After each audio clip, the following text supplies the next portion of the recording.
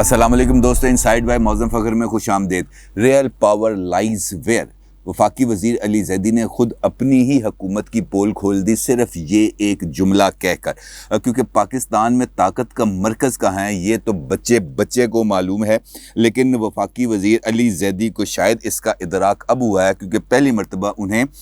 इस बात का मौका मिला है कि वो ताकत के मरकज़ के साए तले काम कर सकें। और अली ज़ैदी का मामला इस लिहाज से भी दिलचस्प है कि वो भी उन वज़रा में शामिल हैं जो ऐसे चुटकुले छोड़कर खुद अपनी ही हुकूमत और अपनी ही वज़ीर-ए-आज़म यानी इमरान ख़ान के लिए सुबकी का सबब बनते हैं। ये भी आपको बताऊंगा कि इससे पहले कौन कौन इमरान ख़ान के लिए सुबकी का सबब बने, लेकिन इससे पहले बात करते हैं अली ज़ैदी साहब को ये जुमला अब बोलने की ज़रूरत क्यों पेश आई। अली ज़ैदी साहब एक टीवी प्रोग्राम में मौजूद थे और इस प्रोग्राम में गुफ्तगू हो रही थी अमेरिका में जो आसिफ अली ज़रदारी साहब की जायदाद का अपार्टमेंट का सुराग मिला, जिसके केस में आज आसिफ अली ज़रदारी इस्लामाबाद हाई कोर्ट में पेश हुए और उन्होंने अपनी अबूरी ज़मानत कराई। इस केस के ऊपर गुफ्तगू हो रही थी।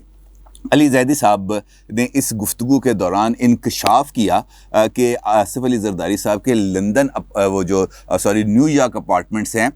उसकी जो सुराग है वो अली ज़ैदी साहब ने ना सिर्फ लगाया बल्कि चंद $100 खर्च करके वो जो डॉक्यूमेंट्स थे वो भी उन्होंने डाउनलोड किए और वो जो आसिफ अली ज़रदारी साहब ने मुबैना तौर पर इस फ्लैट के लिए जो प्रॉपर्टी टैक्स अदा किया था उसकी भी डिटेल्स अली ज़ैदी साहब ने बताया कि ये मैंने हासिल की थी और ये मैंने 2018 में हासिल की थी। और अली ज़ैदी साहब ने बताया कि मैं चूँकि अमेरिका आता जाता रहता था, मैं वहाँ पे कारोबार के सिलसिले में वहाँ पे मेरे बहुत सारे दोस्त हैं, तो मुझे एक दोस्त ने बताया कि ये जो साथ बिल्डिंग है, इस बिल्डिंग के अंदर जो एक अपार्टमेंट है वो आसिफ अली ज़रदारी साहब का है, तो जिसके ऊपर मैंने इस बात की तहकीकात की और इससे मुझे ये पता चला कि जनाब आसिफ अली ज़रदारी साहब इस प्रॉपर्टी के मालिक हैं, क्योंकि वो डॉक्यूमेंट्स हासिल हो गई। अब उन्होंने ये नहीं उसके बाद बताया कि ये जो प्रॉपर्टी आसिफ अली ज़रदारी साहब की उन्होंने डिस्कवर की या जिसका उन्होंने सुराग लगाया,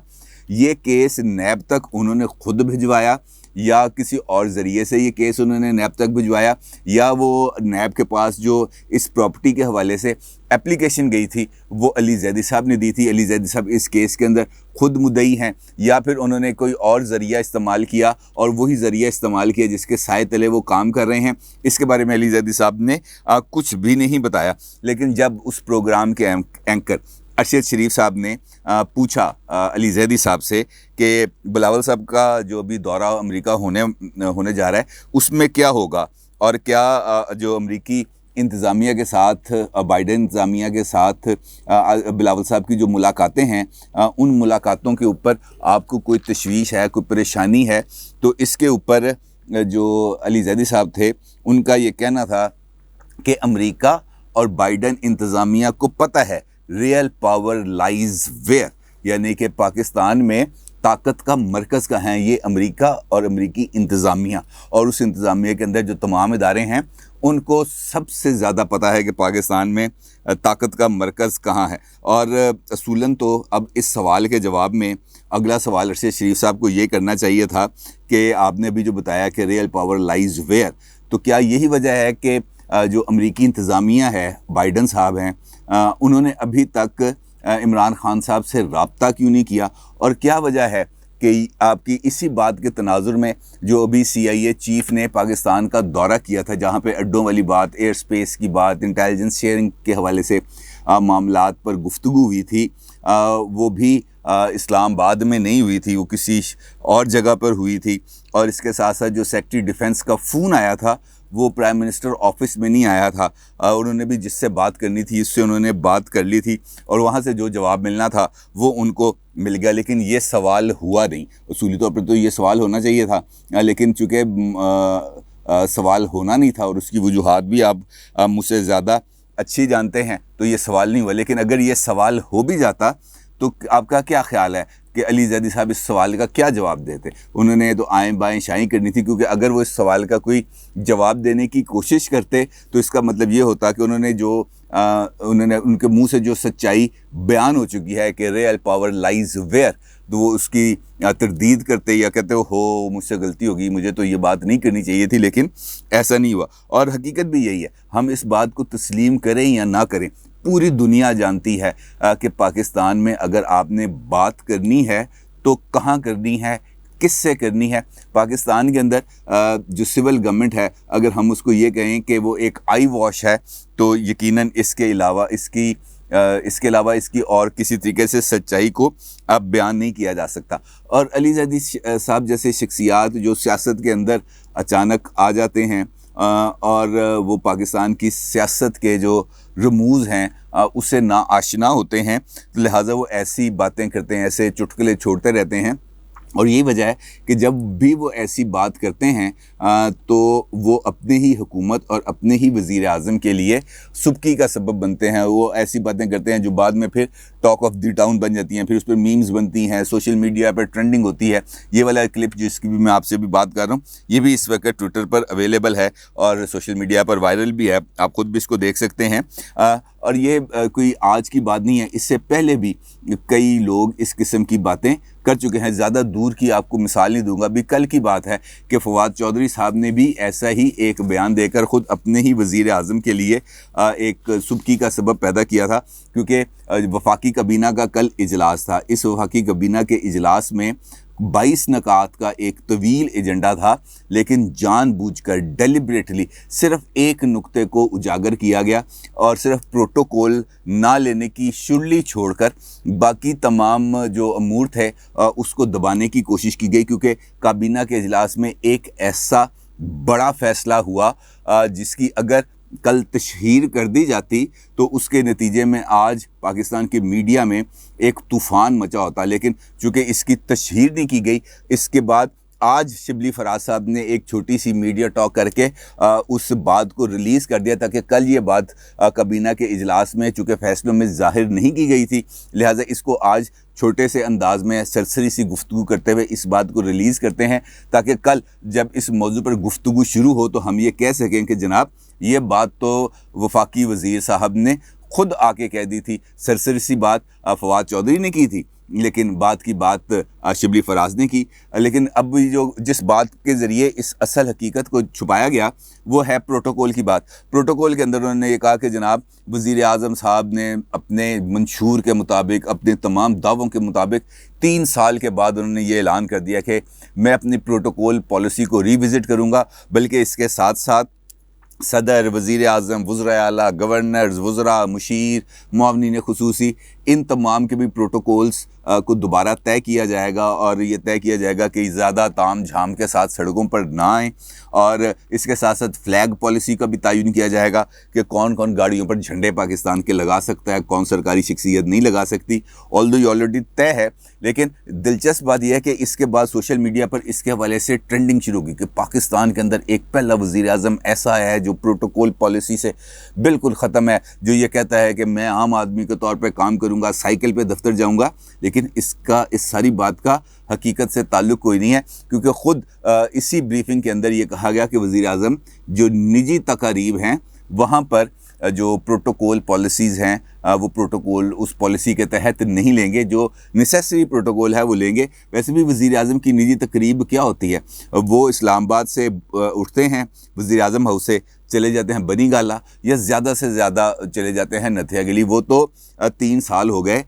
وہ تو عید وغیرہ پر اپنی بہنیں، بہنوئی، بھانجے، بھتیجوں سے نہیں ملے، وہ بھی عید منانے کے لیے نتھیا گلی چل جاتے ہیں۔ تو ان کی کون سی نجی تقریب ہے؟ وہ تو نجی تقاریب پر یقین ہی نہیں رکھتے۔ جب بھی ان کا کوئی ایسا معاملہ ہوتا ہے تو وہ نتھیا گلی چل جاتے ہیں۔ تو نجی تقریب کا معاملہ نہیں، اصل معاملہ کیا تھا؟ اصل معاملہ یہ تھا کہ کل اجلاس کے اندر بریفنگ دی گئی وزیر اعظم کو ایک مرتبہ پھر جو انتخابی اصلاحات ہونے جا رہی ہیں اس کے اوپر، اور کابینہ کو یہ بتایا گیا کہ وزارت سائنس اینڈ ٹیکنالوجی کے ادارے جو ای وی ایمز ہیں، الیکٹرانک ووٹنگ مشینیں ہیں، وہ بنا رہے ہیں، اور اوورسیز پاکستانیوں کی ووٹنگ کے لیے وزارت آئی ٹی یعنی کہ وہ اس پر کام کری ہے، کیونکہ اوورسیز پاکستانیوں کا جو ووٹ ہے وہ انٹرنیٹ ووٹنگ مشینز کے ذریعے کاسٹ کرانے کا منصوبہ بنایا گیا ہے۔ اچھا، اس سارے پروسیس کے اندر یہ بات پھر طے ہوئی کہ جناب یہ الیکٹرانک ووٹنگ مشینز کو اس کے اوپر الیکشن کمیشن نے خاصے اعتراضات بھی ہیں۔ تو فواد چودھری نے اپنی بریفنگ میں آپ کو یاد ہوگا کہ بتایا تھا کہ 15 جولائی تک یہ جو الیکٹرانک ووٹنگ مشینز ہیں ان کے ہم پروٹوٹائپس بنائیں گے اور اس کو پارلیمنٹ کے جو اراکین ہیں ان کے لیے بھی دستیاب کریں گے اور الیکشن کمیشن کے لیے بھی پیش کریں گے تاکہ الیکشن کمیشن بھی سارے مشینوں کا اچھے طریقے سے جائزہ لے لے. لیکن اس سارے معاملے میں جو ایک بڑا فیصلہ تھا وہ چھپایا گیا, اور اس فیصلہ کیا تھا یہ میں آپ کو بتاتا ہوں.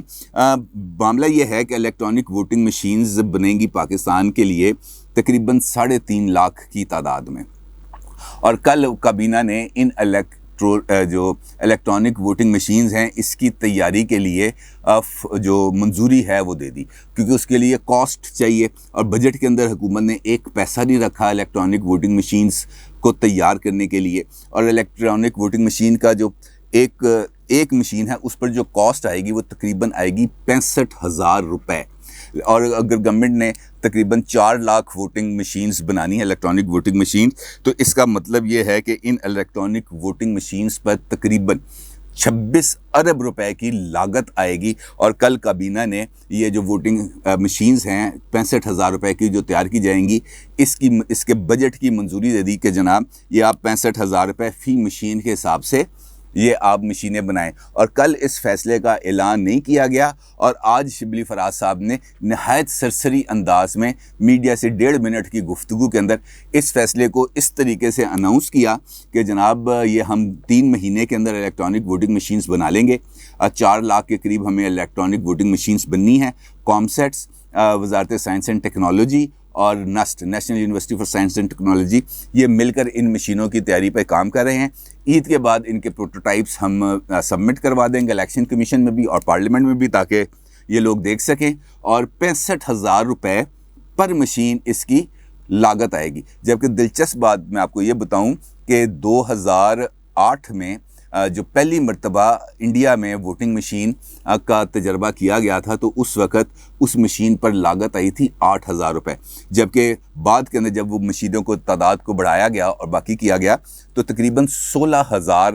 روپے کے قریب ایک مشین کی کاسٹ آئی تھی. اور جب انٹرنیشنل لیول پر اس وقت جو مشین ہے اس کی قیمت تقریباً 24 سے 25,000 روپے کے قریب ہے, جبکہ پاکستان یہ مشین 65,000 روپے کی تیار کرے گا. اور یہ بات خود وفاقی وزیر سائنس اینڈ ٹیکنالوجی نے آج اپنی میڈیا ٹاک کے اندر بتائی. لہٰذا کل کا جو اجلاس تھا اس کے اندر یہ جو پروٹوکول کا شوشہ تھا یہ بنیادی طور پر اس وجہ سے چھوڑا گیا تھا کہ یہ جو ایک اہم فیصلہ کیا گیا تھا پاکستانی قوم کو 26 ارب روپے کا ٹیکہ لگانے کا, اور بقول الیکشن کمیشن آف پاکستان کے اس ٹویٹ کے دھاندلی کا ایک مہنگا ترین منصوبہ تیار کرنے کے لیے, تو کل اس فیصلے کی نہایت خاموشی کے ساتھ منظوری دے دی گئی. اور جو فواد چودھری صاحب ہیں وہ صرف وہاں پر بیٹھ کر الیکٹرانک ووٹنگ مشینز کو الیکٹرک ووٹنگ مشینز بار بار کہتے رہے. ان کا یہ والا کلپ بھی موجود ہے, جنہوں نے کل ان کی یہ بریفنگ دیکھی ہے انہوں نے اس کو یقینی طور پر اس بات کو نوٹ کیا ہوگا. تو وفاقی وزیر اطلاعات و نشریات الیکٹرانک ووٹنگ مشینز کو بار بار الیکٹرک مشینز کہتے رہے. تو یہ وہ ساری کہانی ہے جو اس وقت میں نے آپ کے ساتھ شیئر کی کہ کس طریقے سے جو اصل معاملات ہیں ان کو چھپایا جاتا ہے, اور جو